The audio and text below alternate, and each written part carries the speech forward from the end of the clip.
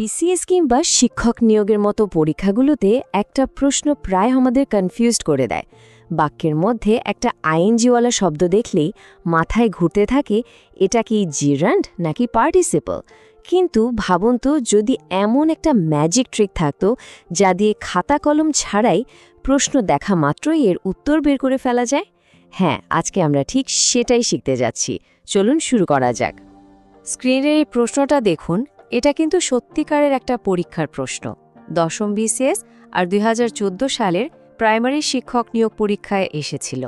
আর বিশ্বাস করুন, হাজার হাজার পরীক্ষার্থী ঠিক এই জায়গাতে ভুলটা করে বসেন। কিন্তু আমি কথা দিচ্ছি, এই আলোচনাটা শেষ হলে এই প্রশ্নটা একদম পানির মতো সোজা মনে হবে। আসলে সমস্যাটা তো এই আইএনজি যুক্ত শব্দগুলো নিয়ে। দেখতে তো সব একই রকম, তাই না? কিন্তু এক জায়গায় সে নাউন, আরেক জায়গায় অ্যাডজেক্টিভ। পরীক্ষার হলে টেনশনে এটা আলাদা করে চেনা যে কতটা কঠিন, সেটা ভুক্তভোগী মাত্রই জানে।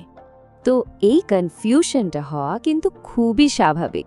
একদমই চিন্তা করার কিছু নেই, কারণ এর একটা জাদুর মতো সহজ সমাধান আছে। আর সেটাই আমরা এখন শিখতে চলেছি। আর সেই জাদুর কাঠিটা কি জানেন? একটা মাত্র শব্দ, কি, বা ইংরেজিতে হোয়াট। বিশ্বাস করুন, শুধু এই একটা প্রশ্নই জেরেন্ড আর পার্টিসিপলের মধ্যে একটা পাকা দেওয়াল তুলে দেবে।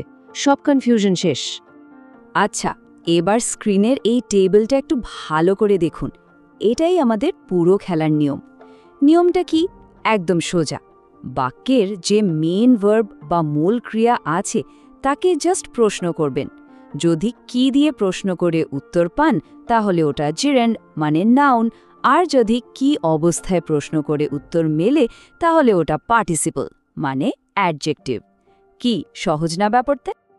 এখন প্রশ্ন আসতে পারে, এই ট্রিকটা কাজ করে কেন? আরে, এর পেছনে গ্রামারটা তো আরও সোজা। জিরাউন্ড মানে কি? নাউন, মানে কোনো কিছুর নাম। আর পার্টিসিপল মানে অ্যাডজেক্টিভ, মানে কোনো কিছুর অবস্থা।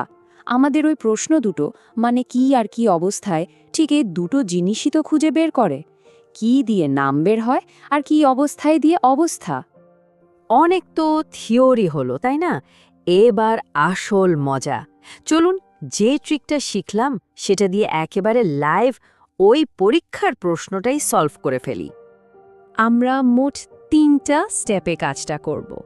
ফার্স্টে মেইন ভার্ব খুঁজে বের করা, সেকেন্ড আমাদের ম্যাজিক প্রশ্নটা করা, আর থার্ড উত্তর মিলিয়ে নেওয়া। চলেন শুরু করি। তো আমাদের বাক্যটা হলো, swimming is a good exercise. এখানে আমাদের টার্গেট কে? মেইন ভার্ব, আর সেটা হচ্ছে ইজ। এই ইজই কিন্তু আমাদের জাদুর বাক্সের চাবি। তো চাবি তো পেয়ে গেলাম, এবার তালা খোলার পালা, মানে প্রশ্ন করার পালা। চলুন ইজকে প্রশ্ন করি, কি একটি ভালো ব্যায়াম? দেখলেন তো ম্যাজিক, প্রশ্ন করার সাথে সাথে উত্তর হাজির। উত্তরটা কি? সুইমিং। যেহেতু কি প্রশ্নের উত্তর পেয়ে গেছি, তাই আর কোনো দিকে তাকানোর দরকারই নেই। এটা 100% জেরেন্ড। তার মানে সঠিক উত্তর হলো অপশন বি, জেরেন্ড। আচ্ছা, একটা উদাহরণে তো ট্রিকটা কাজ করলো, কিন্তু প্রশ্ন হলো, এটা কি সব জায়গায় কাজ করবে? চলুন নিজেদের কনফিডেন্স আরও বাড়াতে আর একটা বাক্য দেখি, তাহলে এই ব্যাপারটা একেবারে দিনের আলোর মতো পরিষ্কার হয়ে যাবে। এই বাক্যটা দেখুন, I saw him swimming in the pond. এখানেও তো সুইমিং আছে, তাহলে এটাও কি জেরেন্ড নাকি অন্য কিছু? চলুন আমাদের ট্রিক দিয়ে পরীক্ষা করে ফেলি। এই স্লাইডে পাশাপাশি দেখলে পার্থক্যটা একদম পরিষ্কার। প্রথম বাক্যে আমরা প্রশ্ন করেছিলাম, কি ভালো ব্যায়াম? উত্তর এসেছিল সুইমিং। কিন্তু এই দ্বিতীয় বাক্যে যদি প্রশ্ন করি, আমি কি দেখলাম? উত্তর কিন্তু সুইমিং না, উত্তর হলো হিম বা তাকে। তাহলে সুইমিংটা কি? এবার আমাদের দ্বিতীয় অস্ত্রটা বের করি। প্রশ্ন করি, আমি তাকে কি অবস্থায় দেখলাম? এই তো উত্তর চলে এসেছে, সাঁতার কাটা অবস্থায়। যেহেতু কি অবস্থায় প্রশ্নের উত্তর পেলাম, তাই এখানে সুইমিং হলো একটা পার্টিসিপল, কারণ এটা তার অবস্থা বোঝাচ্ছে। দারুণ না ব্যাপারটা? তো নিয়ম শেখা হলো, উদাহরণও দেখা হলো, এবার পালা নিজেদের একটু ছালিয়ে নেওয়ার। স্ক্রিনে একটা চ্যালেঞ্জ দেওয়া আছে। বাক্যটা হলো, হি গেভ আপ স্মোকিং। এখানে স্মোকিং শব্দটা কি, জেরান্ড নাকি পার্টিসিপল? একদম দেরি না করে আমাদের শেখা সেই ম্যাজিক ট্রিকটা কাজে লাগান আর উত্তরটা ঝটপট কমেন্টে লিখে ফেলুন। আমি দেখতে চাই কতজন ঠিকঠাক উত্তর দিতে পারে।